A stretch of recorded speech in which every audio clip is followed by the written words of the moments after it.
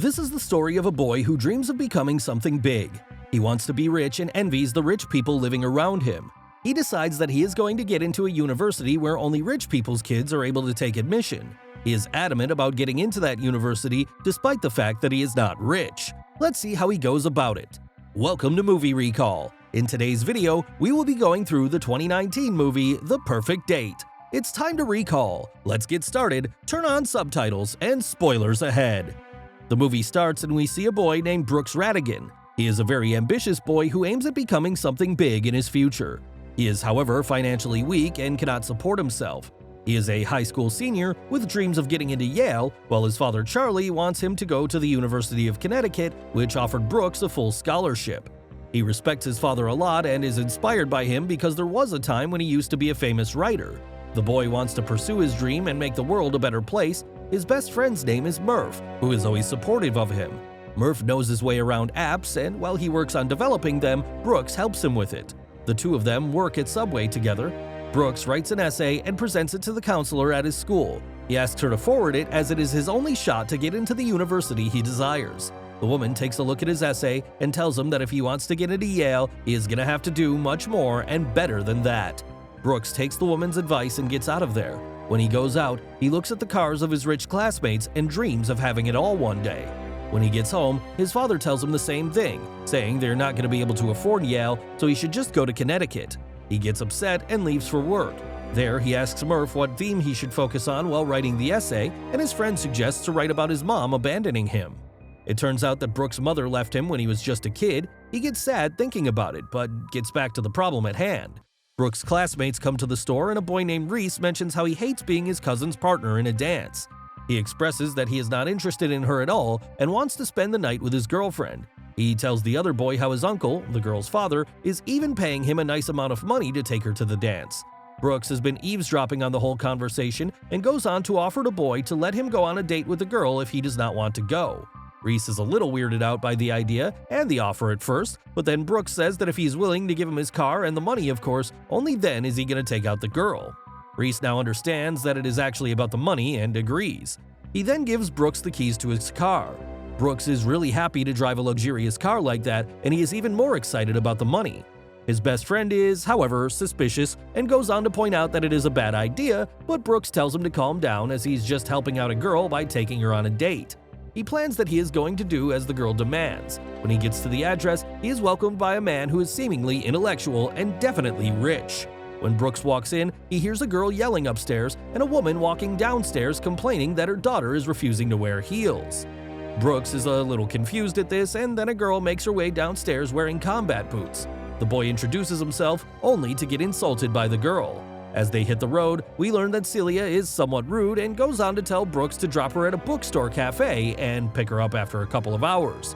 Brooks, however, does not agree to this and tells the girl that they are going to a dance. Celia does not like the idea at all, but she has no choice. They make their way to her high school, the boy drags her to the dance floor, and the girl eventually starts dancing. The two get into a nice rhythm before the song changes. Celia starts getting awkward again, but Brooks pulls her in and they start dancing again. Just then, Brooks spots a beautiful girl and stops giving attention to Celia. He even ends up hurting her foot as Brooks is unable to focus on the dance. Brooks feels bad and apologizes to her. He rushes out and gets her an ice pack right away. As he sits with Celia, that pretty girl comes to them apparently to check in on the injured Celia. She goes on to introduce herself as Shelby and invites them to a party. Brooke tries to convince Celia to go to the party with him, but she does not agree, so he has no choice but to bid her goodbye. He, however, starts liking the girl. They leave the party, and when he is on his way to drop Celia, she jokingly suggests he become a rich girl's chaperone for dates and stuff. She's joking, but Brooks actually starts thinking about it. He realizes that he has a knack for it as well. When he's about to drop her home, we see that he starts getting along with Celia as well. When he sees her walking all right as she approaches her house, Brooks realizes that the girl never got injured and that she was just faking it to get home soon. He tells her that he really wants to go to Shelby's party, but he of course cannot go there as he is not rich. Celia then adds that he should not go there anyway because it's for rich brats and not for someone who belongs to the working class. Celia then goes into her house and her dad pays Brooks for taking his daughter. He even goes on to give him an extra bonus for spending that long with their daughter. When he goes back, Reese comes to pick up his car and Brooks asks him how he can afford such a car when his parents are not even that rich. Reese does not give him an explanation and tells him that he worked for it. At that moment, Brooks makes up his mind that he is going to work his ass off to be able to afford a car like that. When he goes to work the next day, he tries to convince his friend into developing an app for him. Murph tells him that it is not a good idea, but when Brooks insists, Murph agrees to think about it. That night, they work on their idea and end up developing an app that can allow a person to choose what kind of date they would like. Brooks is really excited to see the app working, and his friend teases him, saying that he's a professional hooker now. This is when Brooks decides that he is not going to get intimate with anyone and just gonna act like a chaperone. Murph then goes on to build an app that helps him track the progress he is making. Through this app, he can also see how much money he has made to go to Yale. That morning, his dad comes to him and tells him that he got a scholarship to Connecticut. Brooks is, however, not happy about it at all and makes it abundantly clear to his dad that he does not want to get into any university but Yale. His father tries to make him understand that it is near impossible, and they end up getting into an argument yet again. Brooks then goes on to stalk Shelby and starts having feelings for the girl. That night, he sits to work on his essay, but he gets a request on the app and goes to see a girl at an art show. The girl is really impressed by him. As time goes by, his app gets really active as he starts getting so many requests. He then goes to tennis practice and counsels a girl on dating as well.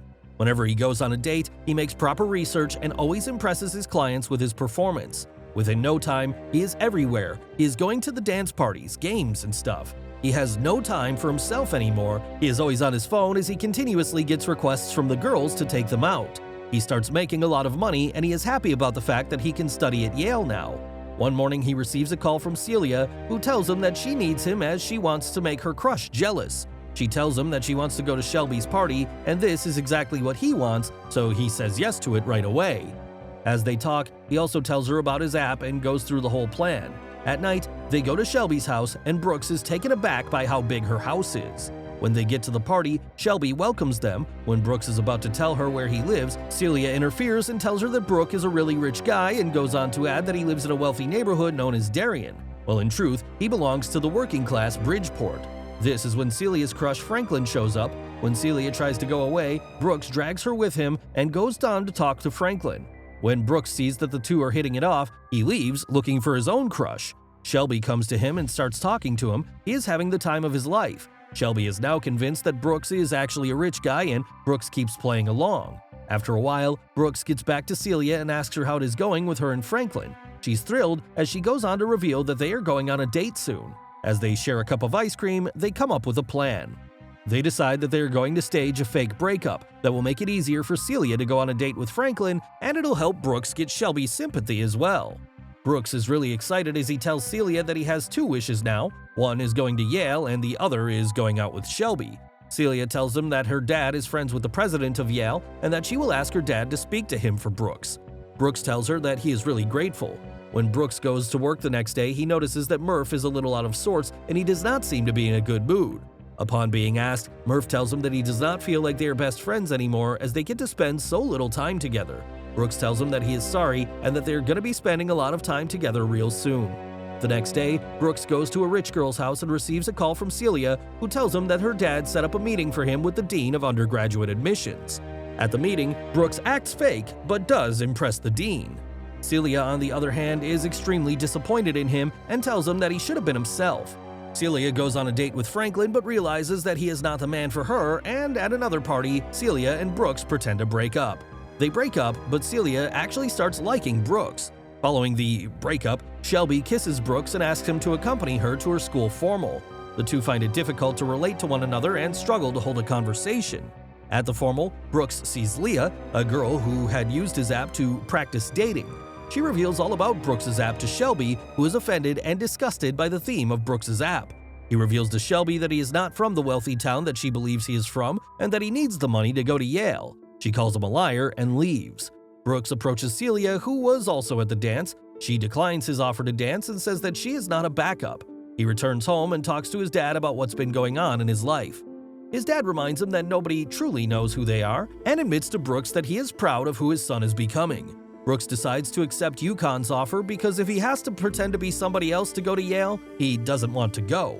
Brooks makes up with Murph. He also makes up with Celia and writes a letter to her where he reflects on how his previous ambitions were to drive the fanciest car, go to the nicest school, and date the prettiest girl. but he has revealed that all these ambitions made him a bad friend, an ungrateful son, and a self-obsessed person. He writes that the times when he felt the most himself were when he was with Celia and he wants to be with her. Celia visits Brooks at home and apologizes for slapping him. The two then go to the Sub Sandwich restaurant, which has been retrofitted for a party, with Murph and Tuna Melt in attendance. Murph reveals his admission to Yukon, and Brooks reconciles with Celia, sharing a kiss. The four then continue to dance until the end of the film. Thanks for watching. Please like, subscribe, and click the bell icon to get new movie recaps.